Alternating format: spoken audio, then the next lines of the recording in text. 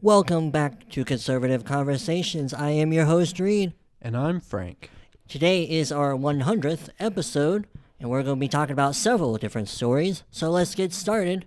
But before we do, I'd like to remind you to subscribe on our YouTube channel and follow us on your favorite podcast platform. And if you would like extra content, you can become a paid subscriber through our podcast host Red Circle. Alright, so to kick it off, we're actually going to start with the similar theme that we started with last week, and it's Trump in sports. He was recently at the Daytona 500 NASCAR race. Did you see that? He went on the track with his limo, his motorcade. The Beast. Yeah, that's it, the Beast. Yeah. It was pretty cool. He also took his little granddaughter along. I think her name is Carolina, maybe? Something like that. Okay. Nice, that's maybe pretty cool. Virginia? I don't know. It's like a state. Right. At least from my memory, that's what it was. I did not hear that bit. That was pretty nice. Yeah, his little blonde granddaughter was there. That's cool. He once again received quite the applause from the crowd in attendance. Well, I just love it too because, there were a couple of rain delays. There was at least one, and then they said that there might be another. I'm not a NASCAR guy. Never have been. My dad was into it for a while, but that was back in like the 90s.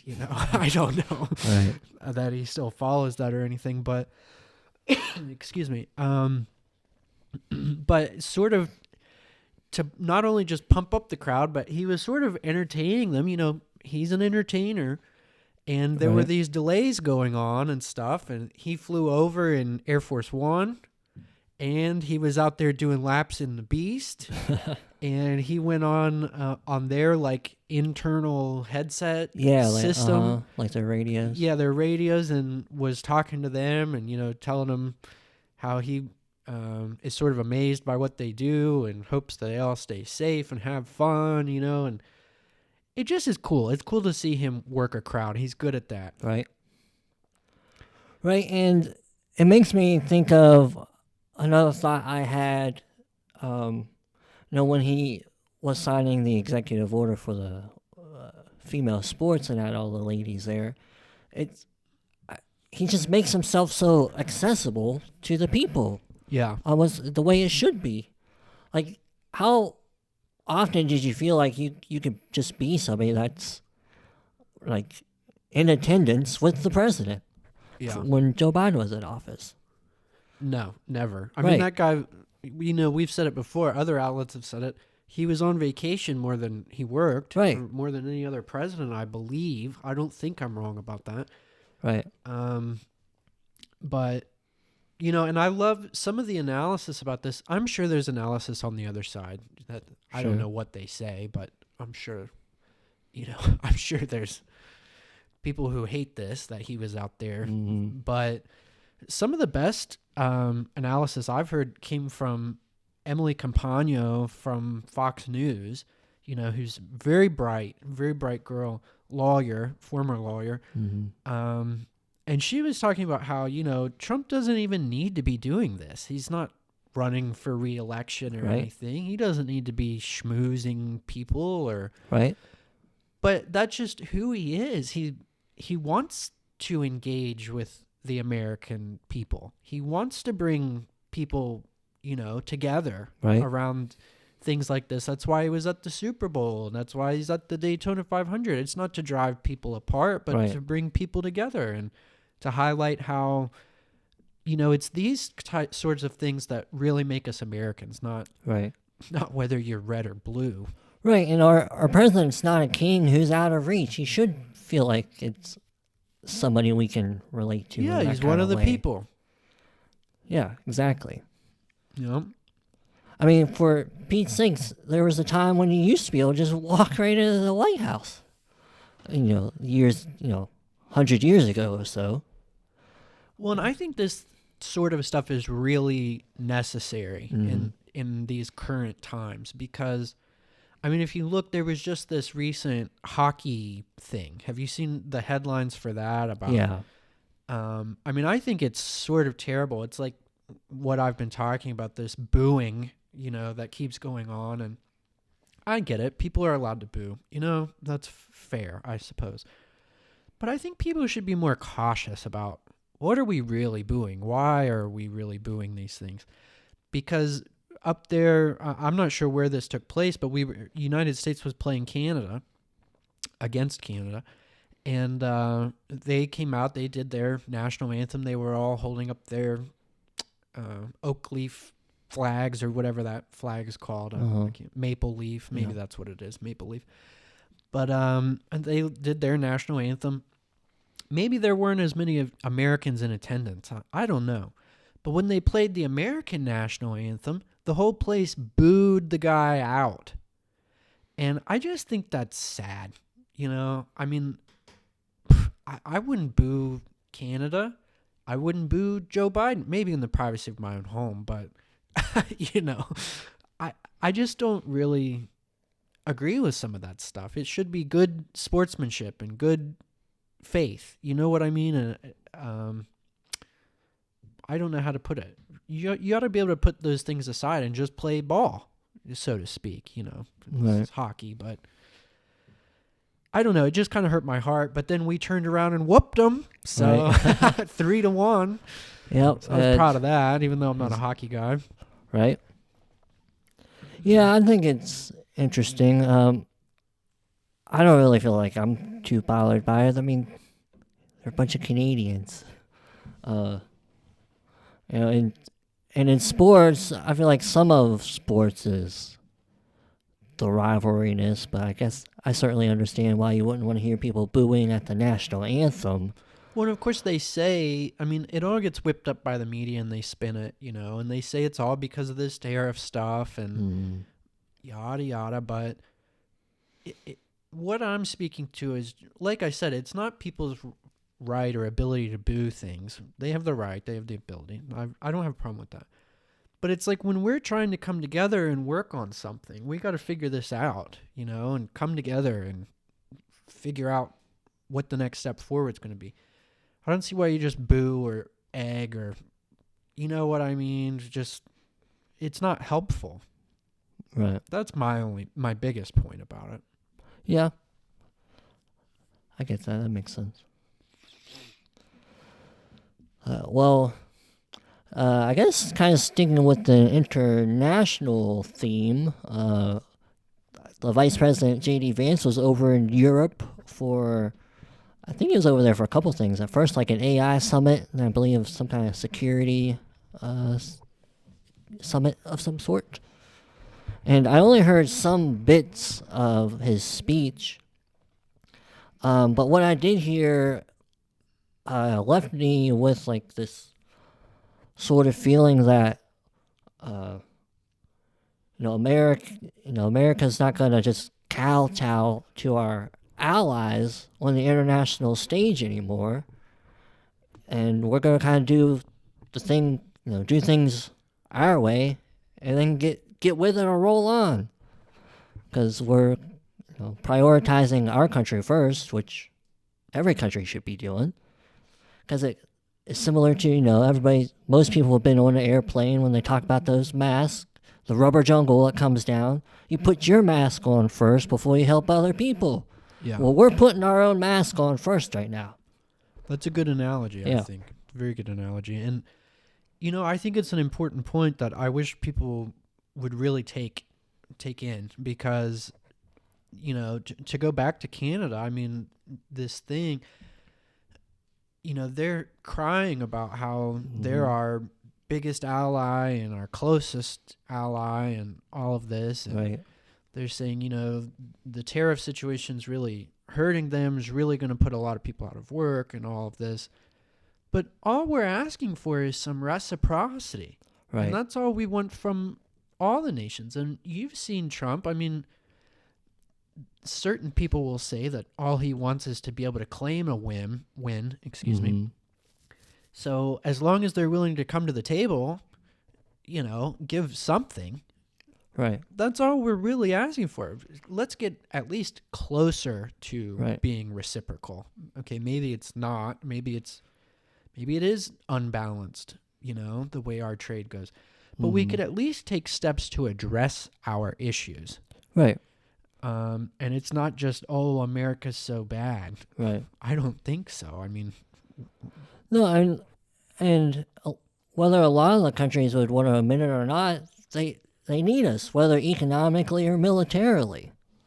I mean, we're the biggest market that they're exporting to, and we have the biggest military presence that helps, in one way, facilitate them exporting to us by protecting the shipping lanes. And that's just one example. Yeah. So, I mean, I'm glad to hear JD Vance over there, like, kind of setting the expectations of how things are going to go.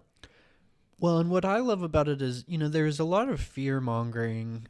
I mean, all the way back September, October, when the election, let's see, yeah. It would have been around that time. Because Trump was really talking about these tariffs, how it's the most beautiful word in the dictionary. And there was all kinds of fear-mongering going on about this is going to be so terrible. And I remember it would have had to have been in that time period, September, October, that I heard a great piece of analysis. Can't remember where and I can't remember who. But somebody pointed out that, if you think this is going to hurt America, you wait and see what it's going to do to the other nations. Right. And boy, did that come true. Yeah. I mean, all he did, it's like for all these countries, and we've hit on it in prior segments, but we saw with Colombia, Canada, Mexico, and there will be others. The EU dropped their tariff on our cars from 10% down to 2.5%. I mean, so it's working. It's, I would say, almost across the board. Everywhere he has threatened or temporarily slapped on these tariffs, they've been paused because people are willing to come. They know it's going to hurt. Right. And if it's going to hurt America, think about what it's going to do. That Canadian dollar is not what it used to be. The peso's not what it used to be. Right. We slap big tariffs on China, the yen's not going to be what it is. So almost everything's pegged to the dollar, And that was the most insightful thing that I heard, that, if it's going to hurt us, it's really going to hurt them. Right. And that has just proven so true. And I just am glad to see that. I think people are realizing that this was more of a bargaining tactic than it was any kind of threat or means to fill our coffers. Right. Yeah, I agree.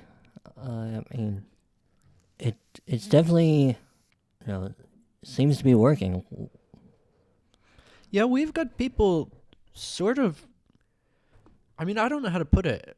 I want to say scared, but scared just doesn't feel right. I don't like that word. But I mean, if you look, President Macron of France just called for an emergency meeting of like these 8 top European people or whoever. I can't think of everybody who he has invited to Paris, but they're trying to have this emergency meeting because, like you said, I'm going to steal the phrase out of your mouth because I loved it, but they feel left out of like what we're doing with Ukraine, and they want to address that. And also a phrasing that I heard from some other reporting, probably Fox News, said that, they want to address the fact that Trump is moving almost at a light speed. It hasn't even been a full month yet that he's in office, and he's just churning out stuff every day, sometimes 3 times a day. He has these press meetings, he signs these executive orders. He's just moving so quickly. Right. And so they've called this emergency meeting to sort of say, oh my gosh, what can we do? We need to hurry up and catch up or address this or come up with a game plan. How are we going to deal with Trump for 4 years? Right. Yeah, it definitely seems like they been caught off guard in a way. Like they really weren't taking him seriously when he's talking about the stuff he wanted to try to get done. Yeah. So it's no surprise that they're scrambling. At least it seems like they're scrambling. Well, it does. And I've heard some different people talk about this. You know, they'll say, well, how come you didn't move this fast the first time and all that? Certain voices. I can't say which side. They seem somewhat neutral to me, actually, to just ask that question. How come it wasn't moving this fast the first time? Well, you know, the first time he wasn't as prepared. Right. He went in there. I think he trusted a lot of people that he shouldn't have. And I think he was willing to move at a slower pace and sort of learn how DC really worked, how the sausage is made. Right. But now he's seen it all, done it all, and he knows what he wants done. Mm-hmm. And I think it's beautiful. Just absolutely beautiful the way it's going. Yeah.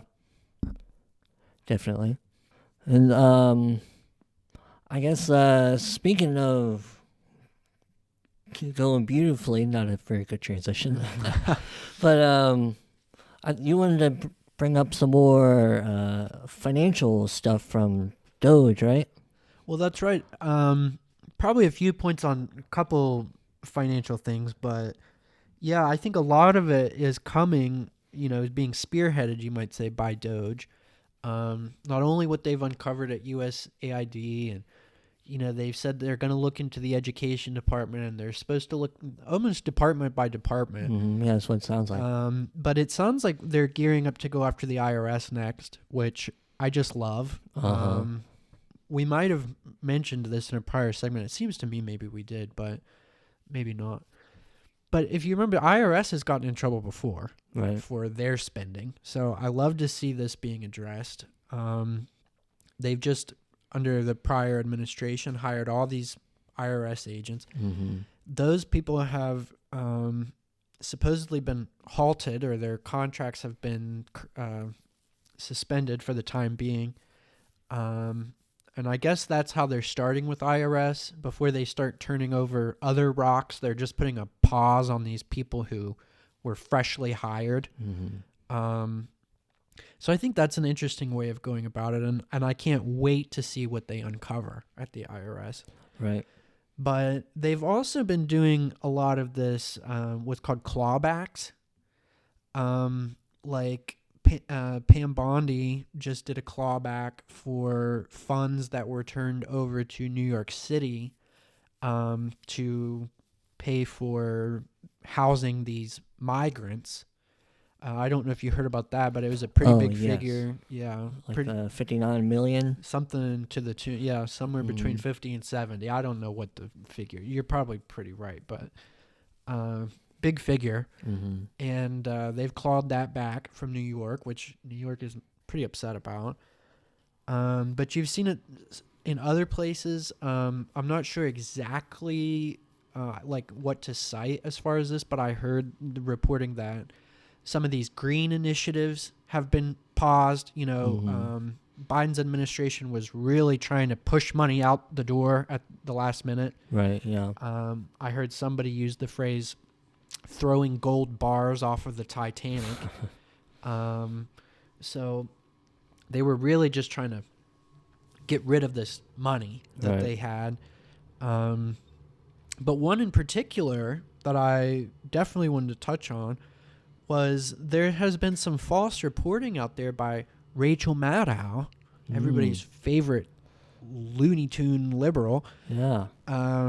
She did a piece the other evening on how Trump had, you know, how do you put it, corruptly given a contract, a $400 million contract to Tesla to buy these armored, like, Cybertrucks or something, armored cars, armored vehicles, for the Department of State. But that ended up having to be retracted because that contract was awarded under Biden before Trump even got into office. The last time the contract was negotiated or scrutinized or updated was in December. Trump didn't get in until January 21st. And guess what? I've heard it reported, I didn't verify this, but I heard it reported that that contract was actually rescinded on Trump's first day in office because it was part of this green initiative. It's the only example I have of some of the clawbacks for the green stuff. But, Biden had pushed for everything becoming an electric vehicle. He wanted all these government agencies and everything to do the green cars, the electric cars. Right. And so that's part of where this $400 million contract came from, was because Tesla manufactures these electric vehicles. And Trump rescinded that contract because he doesn't believe in this green stuff, whether it's Tesla or not. Right. Whether it's Elon Musk's company or not. We're not going to pay for this green stuff that doesn't even work. Right. So those are just some of the things, and God knows there's going to be more as they keep looking through these departments. But I just thought I'd hit on some of those interesting financial sort of things that have come out since the last time we recorded. Right. Yeah, I hadn't heard that about the whole contract thing. That's pretty interesting. I mean, it's always nice to see Rachel have to eat her words. I'll say that. Yeah. Something I wanted to talk about related to Elon Musk. In the last episode, we briefly talked about how the left is just going crazy over him and Doge. And one of the big lines of the attack they keep using is he's an unelected billionaire, and other similar criticisms. Yeah, nobody voted for him. He's the real president and all that kind of stuff. Right. Well, I mean, there's plenty of people from prior administrations that we would have complained about too. But I did notice that there's another person who's going pretty, hard at his job, who I feel like is even less unelected. He's not a billionaire as far as I'm aware, but I'm talking about Tom Homan. The border czar, which I don't even like that word. It's too old school Russian for me. But the border czar, he's the czar, and of course Trump's not the first guy to have a czar. And this isn't his first one. He had a COVID czar back in his first term. Plenty of other presidents have had these czars. Obama had the most. And they're just appointed basically out of thin air to usually tackle specific goals. Yeah, they're like a figurehead for a specific project. Right. And I was curious about Tom Homan and the whole border czar thing. I thought, well, is that just a nickname they're giving to some official position he's had? And I thought, well, I don't remember him going through a confirmation hearing. So I went to the DHS website, dhs.gov, and they have a link that says leadership. And I went down the whole page of leadership positions in DHS, and Tom Homan's name is nowhere on there. And, of course they've tried to attack Tom Homan before, but they seem to backed off, and now Elon Musk is their big target. So they're not really applying their criticisms all that fairly, and it makes me just wonder, what's their big beef with Elon Musk now that they're so worried about him? Because I've noticed they're not really attacking Trump that much either. They don't really call him a racist anymore. They're not really calling him Hitler. They're not really going after Trump too much. It's Elon who's their big target now. It just makes me curious of what do they think Elon's going to do that they're so terrified of, other than he's stopping the funding to their little pet projects. Well, I think that's what it is. It's more about what he's going to discover. Yeah. Because sure, it's one thing to go in there and say, hey, these payments are nuts. We're going to stop these payments. Right. But then it's another to say, okay, so we got those stopped. let's see how long they've been going and who the money was actually going to. Mm-hmm. I think that's what's got everybody's hair on fire, is they're going to realize that these crazy payments haven't only just been made this year and last year and the year before. They've been going on for a long time, and they've probably been lining certain people's pocketbooks. Mm-hmm. And if you want to know who, it's probably he who screams the loudest. There's been a great analogy out, and that I absolutely love. I've heard it a few times, so I'm not going to credit anybody in particular. Not saying that I'm going to take credit for it, but I've heard it several times from several people now. But I love the analogy. It's almost like, if you've ever been in a relationship where somebody cheats on you. I heard this one too. Yeah. And you say, what are these pictures of you kissing so-and-so? What are these texts between you and so-and-so at 2 a.m.? I miss you, baby. Yeah, I caught you cheating. Here's the evidence. Yeah, and then they say, what were you doing going through my phone? Right. I can't trust you. How are we supposed to talk about this and move forward if you're just going to go through hack my phone? Yeah, like they're the ones who can't be trusted because they've figured it out. Right. So I love that analogy. And yeah, I've heard that too. It was a really good one. I think it's a great one because I've been in a couple relationships like that before, and it really hits home. I mean, if you know, you know. It's one of those things, So, and it also goes to one of these, I don't know if you've seen it, if anybody's a cop or watches a lot of cop videos, but usually the person who's in the wrong makes the biggest deal about going quietly. They don't want to just put their hands behind their back and say, okay, I'll wait till my day in court. No, they want to have it out right in the street. They want to fight the cop. They won't just go quietly, So I think it really rings true on a lot of levels. Right. But one of the other things that I'll say it's been one of those, how they get their talking points and all the networks, they all say it in unison. Well, we're headed for a constitutional crisis. Oh, have you heard that one? Because, Trump he's not too happy about some of these judges trying to step in and stop him from, canceling certain payments, canceling people's contracts, buying them out of their contracts, et cetera, some of these moves he's made. The courts have tried to step in, I would say preemptively. I mean, just from my understanding of jurisprudence, usually you have to have somebody actually harmed. Something has to happen first. You have to have damages to be able to have a court step in and review it. You'd essentially have to initiate a lawsuit first. Right. But instead, they're just stepping in and blocking these, almost like they're activists instead of judges. There's no case that's been called. There's nothing that's been.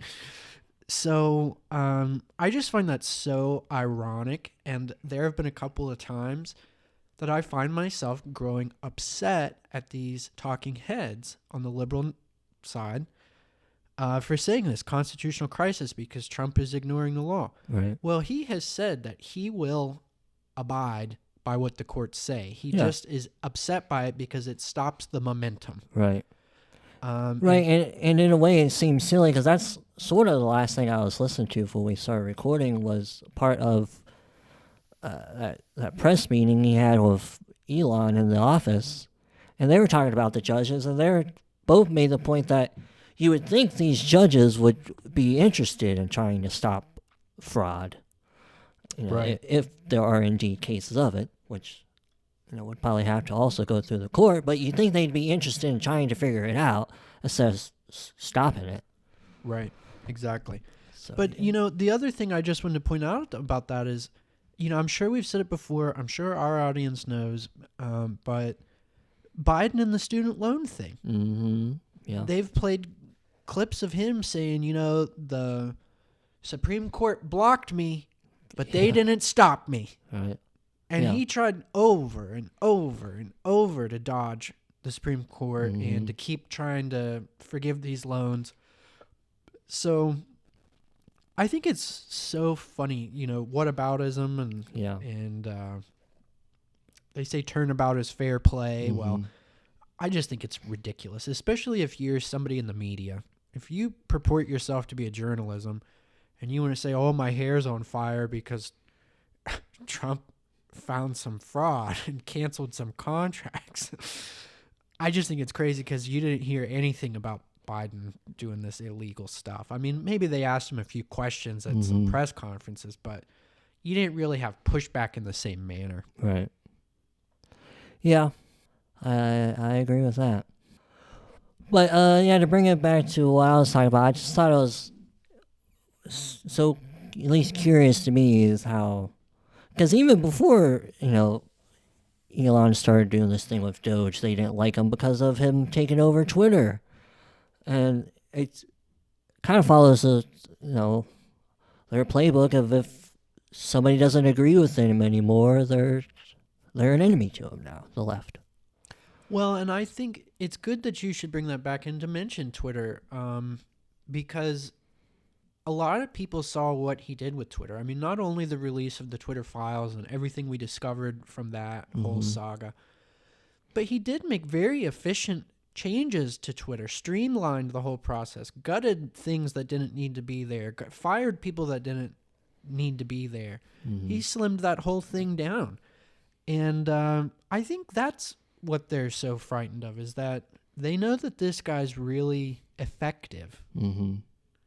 So they might have thought, oh, this is just a campaign promise. This will take some time. There's bureaucracy. But nope, this is a whole different administration than Trump's first administration. Right. Oh, yeah. So I think that's why they're scared. Yeah. Right. It's certainly been yet another busy week for this administration. Oh, and it shows no sign of slowing. Oh, yeah, definitely. Some other big news that had happened we'll touch on real quick is some confirmations. Tulsi Gabbard and RFK Jr. both got their confirmations for their seats. I believe it was official. I know at least for Tulsi, she's officially been confirmed. Yeah. Oh, and HHS got confirmed. Okay, for good. Sure. Yeah. And it was great. I just have to say, I've said it before. I think I'll say it probably several more times, but Tulsi is so beautiful. And when she was standing there, she had this beautiful black pantsuit thing on for her swearing in. And her husband, I want to say his name's like Alexander or something. I just can't think of it right now. I hope I'm not too terribly wrong, but he got to stand there and hold the Constitution that she swore in on. Nice. It was such a nice ceremony.